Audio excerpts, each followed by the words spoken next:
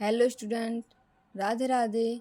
मैं आशा चौधरी और class 10th का 4th चैप्टर पढ़ाने वाली हूँ, जिसका नाम है कार्बन एवं उसके यौगिक। आइए, ये वाले टॉपिक हैं इस चैप्टर के अंदर। तो पहला टॉपिक क्या है? पहला टॉपिक है कार्बन।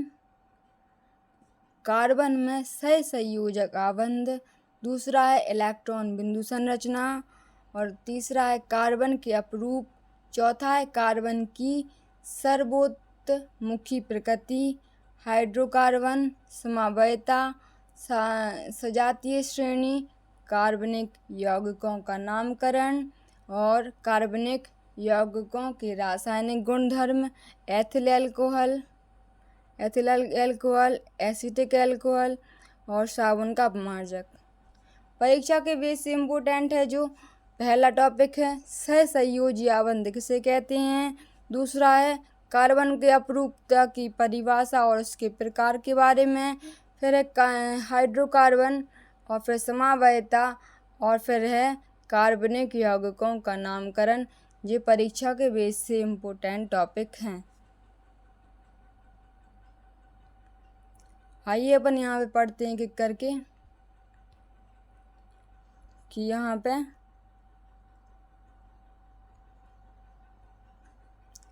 पहला क्या है, सहसंयोजी आबंध क्या कहलाता है।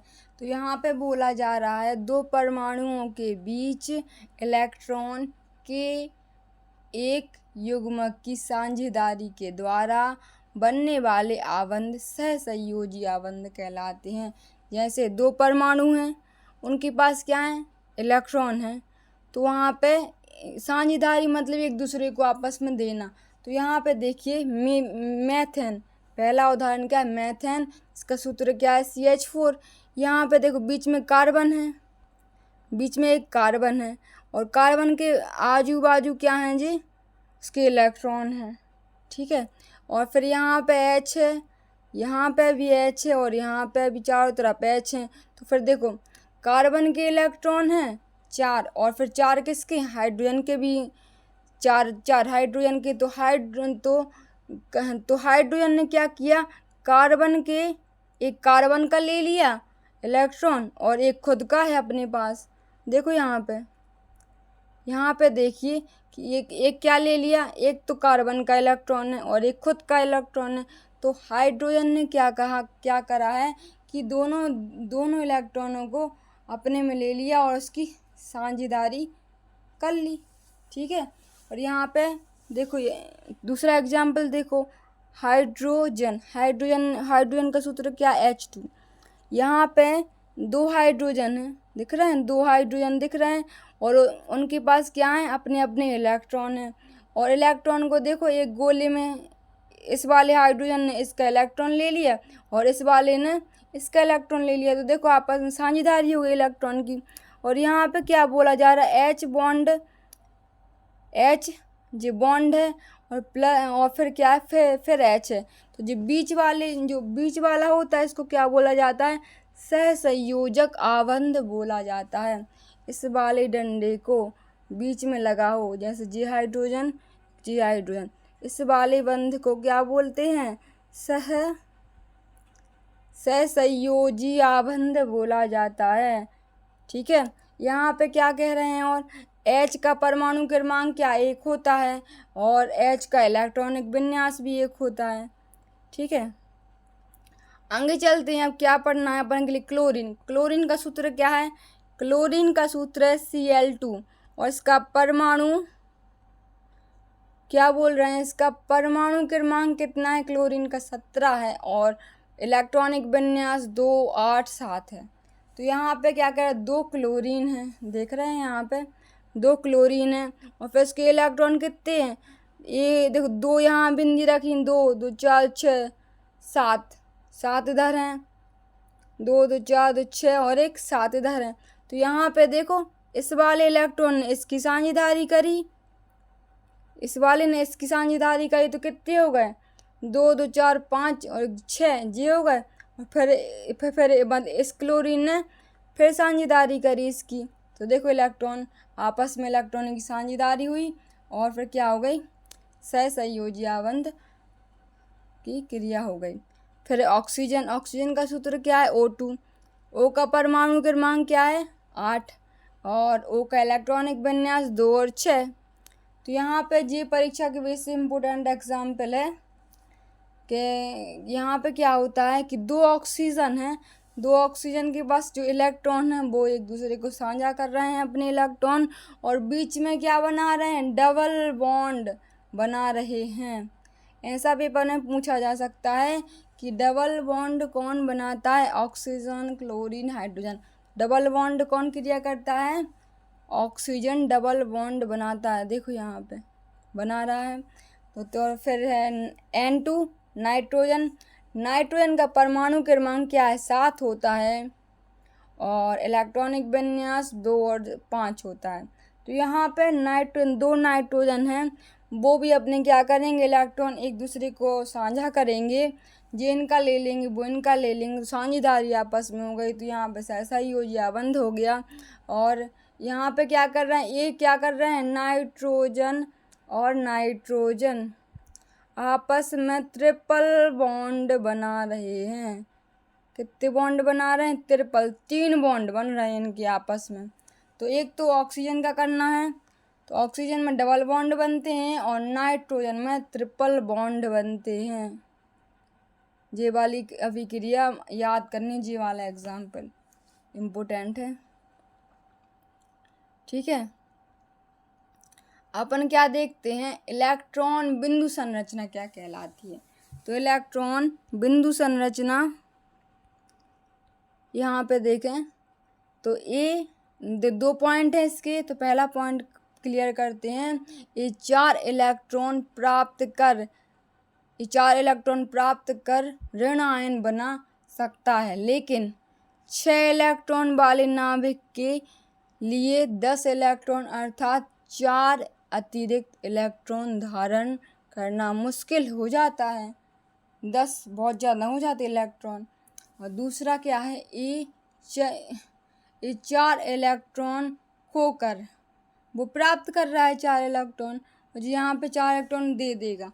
तो 4 इलेक्ट्रॉन खोकर धन आयन बना सकता है, वो ऋण आयन बना रहा है। यहाँ पे देखो वो ऋण आयन बना रहा है और जी धन आयन बना रहा है, ठीक है।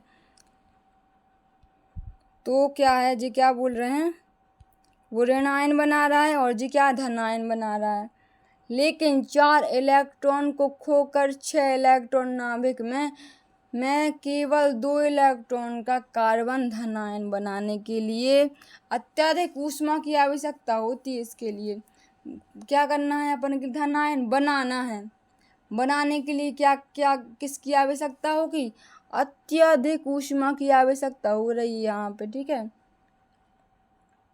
आगे देखते हैं अपन अपरूपता, परीक्षा के बेस से इम्पोर्टेंट है कार्बन की अपरूपता। इसकी परिभाषा आएगी, इसके प्रकार पूछे जाएंगे और इसके प्रकारों के उपयोग संरचना इसके बारे में अपन पढ़ते हैं, और ये परीक्षा के बेस से वेरी इम्पोर्टेंट है। अपरूपता और सहसंयोजी आबंध जो अपन पढ़ चुके हैं। तो अपरूपता पढ़ते हैं, कार्बन की अपरूपता, जब कोई तत्व 2 या 2 से अधिक रूपों में पाया जाता है, कोई भी तत्व 2 में पाया जाए या फिर 2 से अधिक में पाया जाए, या 3 या 2 4 ऐसे पाया जाए, जब कोई तत्व 2 या 2 से अधिक रूपों में पाया जाता है जिसके भौतिक व रासायनिक गुण भिन्न हो उसे क्या बोलते हैं, अपरूपता। इसकी परिभाषा क्लियर होनी चाहिए सभी के लिए। और यहाँ पे क्या, जिस प्रकार हीरा कार्बन से निर्मित होता है उसी प्रकार ग्रेफाइट भी, लेकिन रूप अलग अलग होते हैं। ग्रेफाइट भी होता है लेकिन इसके रूप अलग अलग होते हैं। तो यहाँ पे कार्बन के अपर रूप 2 प्रकार के होते हैं, एक होता है क्रिस्टलीय और एक होता है अक्रिस्टलीय। क्रिस्टलीय और एक क्या होता है, अक्रिस्टलीय। अब कार्बन के अपर रूप कौन कौन से होते हैं? कार्बन के अपर रूप 3 होते हैं। कौन कौन से? हीरा, ग्रेफाइट और फ्लोरीन। ये तीनों ही परीक्षा के बीच से इम्पोर्टेंट है, पूछा जाता है कि हीरा ग्रेफाइट में अंतर बताइए या फिर इनके उपयोग संरचना के बारे में बताइए। तो आइए अपन देखते हैं कि हीरा क्या कहलाता है। तो यह रंगहीन पारदर्शी पदार्थ होता है। इसकी अत्यधिक चमक उच्च अपवर्तनांक के कारण होती है। इसमें क्या है? यह पारदर्शी होता है। पारदर्शी मतलब इसको एक आर पार देखा जा सकता है, इसमें से अपन देख सकते हैं। इसकी अत्यधिक चमक और उच्च अपवर्तनांक के कारण होता है। ठीक है। सेकंड है, यह काफ़ी भारी तथा अत्यधिक कठोर होता है। पता है हीरा कैसा होता है? बहुत ज़्यादा भारी होता है और कठोर होता है, टूटने से भी नहीं टूटता। तीसरा है, यह विद्युत का कुचालक मुक्त इलेक्ट्रॉन की अनुपस्थिति के कारण होता है। ठीक है। और यहाँ पे अपन क्या देखते हैं? हीरा की संरचना और इसके उपयोग के बारे में पढ़ते हैं। ठीक है, कि क्या इसके उपयोग हैं और संरचना। तो यहाँ पे संरचना देखते हैं पहले। यह कार्बन परमाणुओं का बृहद अणु है। ठीक है, जिसमें प्रत्येक कार्बन परमाणु अन्य चार कार्बन परमाणु से प्रबल सहसंयोजी बंध बनाते हैं। क्या बोलना है? जो कार्बन है वो क्या करता है? हाइड्रोजन के साथ 4 सहसंयोजी बंध बनाता है। ठीक है, क्या बनाता है? सहसंयोजी बंध बनाता है।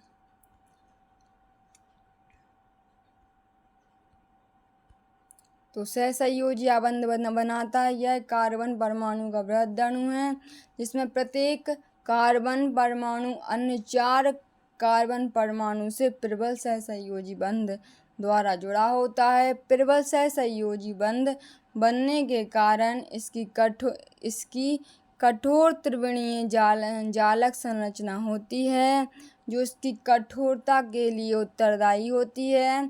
इसके अतिरिक्त हीरे के क्रिस्टल में प्रबल सहसंयोजी बंधों को तोड़ने के लिए अत्यधिक ऊर्जा की आवश्यकता होती है। अतः इसका गलनांक ही ऐसा पूछा जा सकता है कि हीरे का गलनांक उच्च होता है या निम्न। तो हीरे का गलनांक उच्च होता है। तो यहाँ पे क्या बोल रहे हैं? यह कार्बन परमाणु का बृहद अणु है और यह क्या करता है? प्रत्येक कार्बन के साथ 4 कार्बन, देखो जी कार्बन है तो कार्बन के साथ क्या जोड़े हैं? 4 हाइड्रोजन जोड़े गए हैं। ठीक है जी, जोड़ दिए गए, देखो जोड़े गए। हमेशा देखना कार्बन के साथ 4 हाइड्रोजन जुड़े ही होंगे, जो इसमें बोल रहे हैं कि ये जुड़े होते हैं। ठीक है, 4 कार्बन जुड़े होते हैं। अब इसके उपयोग देखते हैं। तब हीरे का उपयोग कहाँ कहाँ अपन इसका यूज़ करते हैं? आइए देखते हैं उपयोग। यहाँ पे इसकी कठोरता के कारण इसका प्रयोग मार्बल्स में और ग्रेनाइट में तथा ग्लास को काटने वाले चाकू में करते हैं। ठीक है, दूसरा क्या है? इसे कीमती पत्थर जड़ित आभूषणों के लिए भी किया जाता है। ठीक है, और इसमें कुछ नोट दिया है जो परीक्षा के बेस से इम्पोर्टेंट है। हीरे को कृत्रिम रूप से कार्बन को बहुत उच्च दाब एवं ताप पर रखकर बनाया जा सकता है। यह कृत्रिम हीरे छोटे परंतु प्राकृतिक हीरे के समान होते हैं। ठीक है, कैसे होते हैं?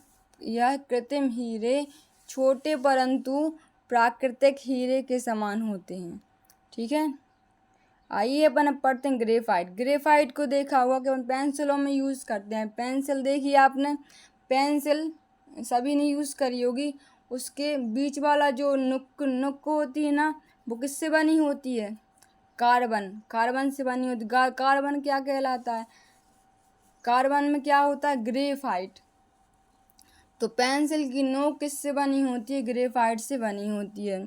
यह भूरा काला पारभासी होता है। यह कैसा होता है, यह भूरा दिखेगा और काला भी दिखेगा और पारभासी होता है। पारभासी मतलब होता है जिसके आर पार ना देखा जा सके। पेंसिल की नोक के आर पार देख सकते हैं, नहीं।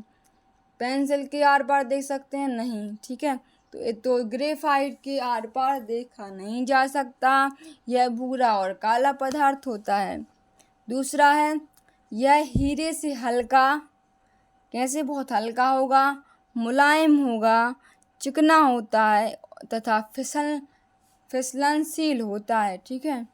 यह विद्युत का अच्छा कुचालक होता है परंतु ऊष्मा का अच्छा चालक नहीं होता, ठीक है।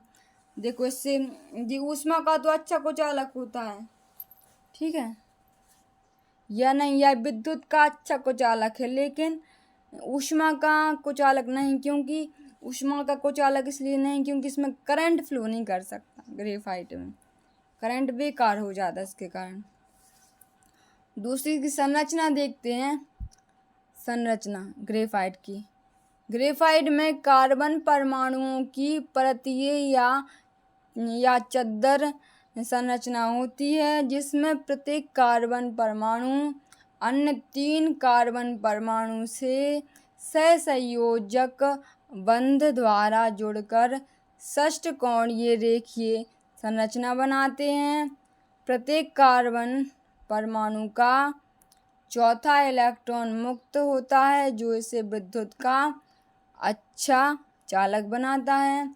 ग्रेफाइट में कार्बन परमाणु की विभिन्न परतें एक दूसरे से दुर्बल बॉन्ड बल द्वारा जुड़ी होती हैं, अतः ये एक दूसरे पर फिसल सकती हैं, इसलिए ग्रेफाइट छूने पर फिसल जाता है। ग्रेफाइट क्या होता है, याद रखना, ग्रेफाइट छूने पर फिसल जाता है। और क्या याद रखना है, यह षष्ठकोणीय रेखीय संरचना बनाता है और जिसमें प्रत्येक कार्बन परमाणु अन्य 3 कार्बन परमाणु से जुड़े होते हैं, उसे ही क्या बोलते हैं, ग्रेफाइट, ठीक है। आगे देखते हैं ग्रेफाइट का उपयोग किसके लिए किया जाता है। तो यहाँ पे उपयोग, तो इसके चूर्ण का प्रयोग मशीनों के पुर्जों में स्नेहक के रूप में किया जाता है। देखो, मशीनों के पुर्जे और स्नेहक के रूप में किया जाता है। दूसरा है, इसका प्रयोग सेलों के इलेक्ट्रॉन, सेल देखें, घड़ी के सेल या फिर रोबोट के सेल, तथा पेंसिल के लिए, देखो सेलों के इलेक्ट्रॉन में और पेंसिल के लिए, ठीक है, और पेंसिल के लिए लेड के रूप में किया जाता है उसकी नोक बनाने को। यह कागज पर काला चिन्ह बना सकता है। यह क्या बना सकता है, कागज पर काला चिन्ह बना सकता है, इसलिए इसे काला लेड भी कहा जा सकता है। परीक्षा में पूछ लें कि काला लेड क्या कहलाता है, तो क्या परिभाषा दोगे आप लोग, यह कागज पर काला चिन्ह बना देता है, इसलिए इसे काला लेड भी कहा जाता है, ठीक है। और इसका उपयोग क्या है, सेलों के लिए यूज़ करे जाते हैं, इलेक्ट्रॉनिक सेलों के लिए, पेंसिल के लिए, मशीन के पुर्जे व स्नेहक के रूप में किया जाता है। अब क्या है, फुलेरीन क्या है, तो यहाँ पे क्या लिखा है, हेरोल्ड कोटा रिसर्च स्माले तथा रॉबर्ट कार्ल ने 1985 में निष्क्रिय वातावरण में कार्बन की 2 छड़ों के मध्य क्या करा था, कार्बन की 2 छड़ों के मध्य लेंस बीम द्वारा आर्क प्रभावित करने पर वाष्प हुई। कार्बन की वाष्प को संघनित करने पर प्राप्त काजल से कार्बन के एक नई अप्रूप कौन सा है? C60 पूछा जाता है फ्लोरीन का कि अप्रूप क्या है, एक नया क्या खोजा गया? तो C16 अप्रूप खोजा गया। इस प्रकार के अन्य अपरूपों के पाए जाने की भी घोषणा हो गई। इस खोज के लिए इन वैज्ञानिकों को नोबेल पुरस्कार भी दिया गया। इन अपरूपों का नाम फ्लोरीन रखा गया। किसका फ्लोरीन नाम रखा गया? C60। C60 को क्या बोलते हैं? फ्लोरीन बोला जाता है। यहाँ पे क्या बोला गया है कि क्या लिए इन वैज्ञानिकों ने 1885 में, सन याद कर लें 1885। यहाँ पे कार्बन की 2 छड़ें ले ली, कितनी छड़ें ले ली कार्बन की 2 छड़ें ले ली। ठीक है, कार्बन की 2 छड़ों को लेकर क्या करा? एक आर्क में प्रभावित कर दिया गया। ठीक है, एक आर्क में बहा दिया गया। फिर क्या हुआ? आर्क में प्रभावित करने पर वाष्पित हुए कार्बन की वाष्प को संघनित करने पर प्राप्त काजल, और इसको क्या करा? वाष्प को 2 छड़ें हैं और इसके लिए ढक दिया और इसको एक आर्क में रख दिया और इस पे इसके ऊपर ढक्कन लगा दिया। देखा ये 2 छड़ों के लिए 2 छड़ें रखी हैं और इनके लिए आर्क में रख दिया, और जब ये वाष्प हुई तो यहाँ पे क्या प्राप्त हुआ? एक काजल प्राप्त हुआ। ठीक है, यहाँ पे काजल प्राप्त हुआ और उसका नाम क्या रख दिया? C60। ठीक है, तो यहाँ पे क्या बोला? फ्लोरीन क्या है? एक फ्लास्क में 2 कार्बन की छड़ें रख दी और ऊपर और उसमें क्या डाल दिया?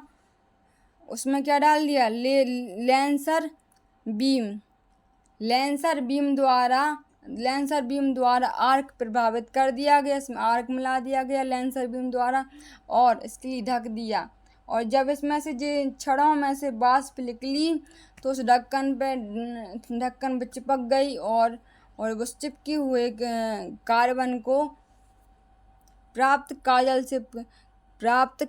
से कार्बन क्या प्राप्त हो गया? C60 प्राप्त हो गया। फ्लोरीन का अणुसूत्र क्या है? CN।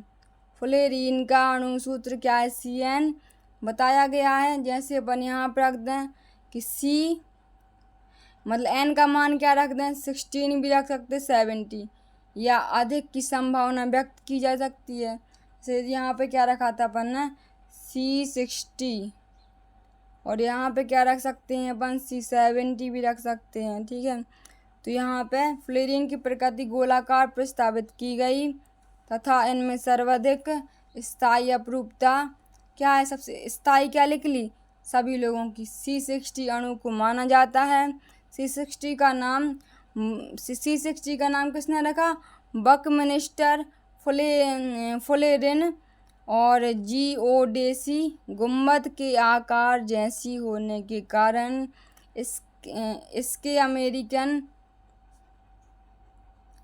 इसको अमेरिकन वास्तु स्थापित बकमिंस्टर फ्लोरीन के नाम पर या बकी वॉल की संरचना जैसी होने के कारण रखा गया। ठीक है,